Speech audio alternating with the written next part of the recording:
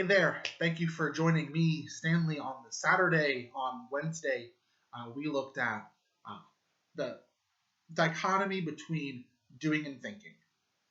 And we more deeply explored the way that we will overemphasize doing and the dangers that causes and why we need to look at thinking. But Saturday with Stanley, for me, has always been a little bit more about exploring the deeper thoughts than something devotional. And so I wanted to address the problem that a lot of us who are very caught up in these thoughts will often get to. I recently had a conversation with a friend of mine. He talked to me about looking at doing a podcast, and I brought up the idea of, it could be kind of theology. We can look at, theology, Christian life, and all. And he was like, man, I'm not all much into theology. I really want stuff that I can live out and be very practical about. And on the one hand, I completely get what he was saying, because you go into theology and you can get all of these big technical words and all of these thoughts that kind of sound nice and lead nowhere.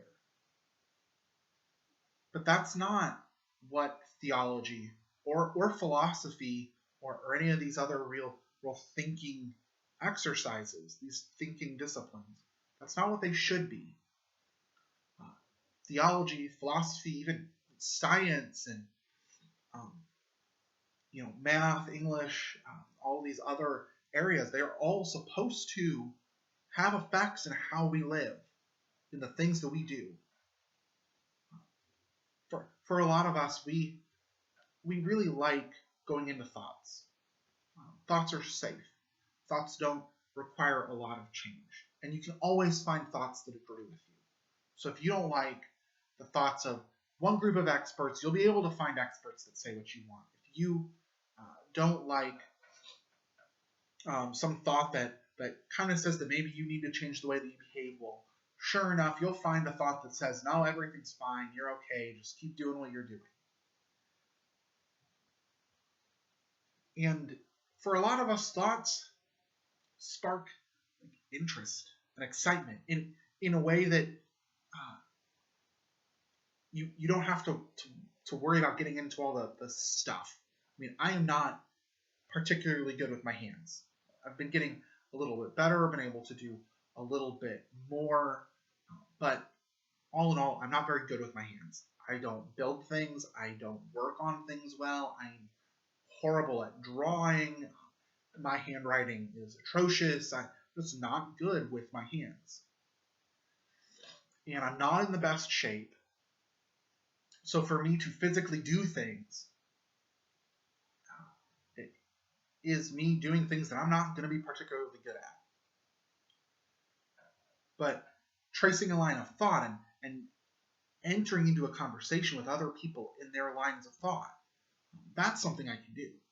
I can talk all day with these people, and we can really go into all of these thoughts, and I will be excited and happy. It kind of brings energy to force myself to think this hard about these things. I love it.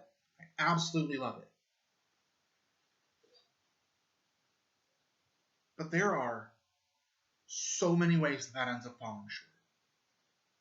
I mean, nowadays, it's so easy to look at these people who have all these thoughts, and look at these lofty thoughts, and all of a sudden, you begin to see what they're living out, and you're just like, man, you're not living a life that I want to live. You're not the kind of person that I want to be. Why am I going to care about the thoughts that you're talking about, how nice they might be?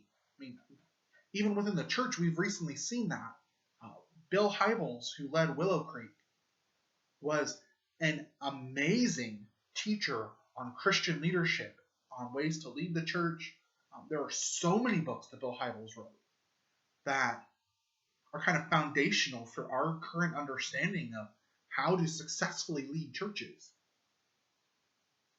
And then everything about his leadership got called into question because he had several inappropriate relationships. He addressed women in his ministry inappropriately, and now all of that fell apart.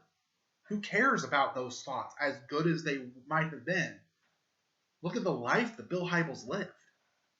That is central to what matters. Even something that came closer to home for me, I studied at Duke Divinity School, and my last year, I knew that it was being announced a lot of African American faculty were leaving. Well, I noticed that I wasn't excited for it. I noticed that the dean at the time, Elaine Heath, she mentioned that she was going to step down as dean. Was still going to do some of her work, but with everything that had gone on, she wasn't able to remain in that post. I don't think that she was at all at fault for the things that happened. I think she inherited a system that only functioned when someone who most of the faculty looked at with privilege was going to be able to hold things in, and she didn't have the privilege that their other deans had, and so it came back on her. And then it was probably about a year ago now, Dr. Christina Cleveland, who I had as a professor, an African American woman who did a lot of wonderful work looking at biases and kind of sociology around churches and the ways that racism has impacted churches. And she has continued looking at discrimination around Christianity in ways that other cultures and other forms of Christianity outside of kind of white North American male thought in Christianity can benefit the church. Christina Cleveland wrote a letter basically saying, look, Duke has been racist ever since I got here. They basically told me that as an African American woman, I'm not going to be able to thrive here, and they have continued to show that. And I even witnessed some of this toward Dr. Cleveland, and I learned some great things from Duke, but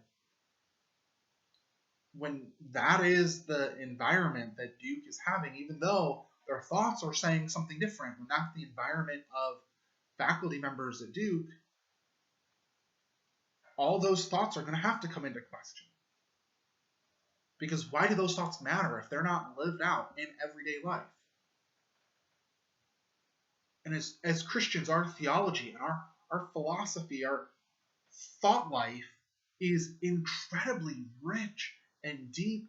There's beautiful images. There's so much imagination. You get Christian mystics who create these beautiful visions. They describe the beautiful visions that they received, and there are theologians who just have such an amazing way of talking about God and of explaining how all these things tie together.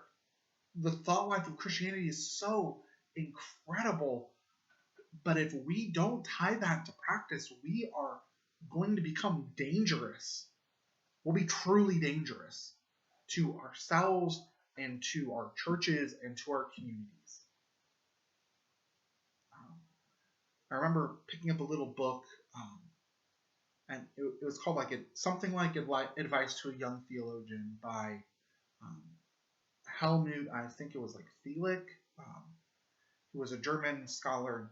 And he noted, you begin learning theology and you feel amazing. Here's all this theological knowledge that you have.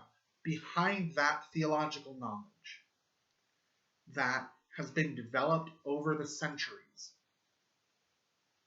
is someone else's deep, abiding life in God, where they lived their faith to get that knowledge.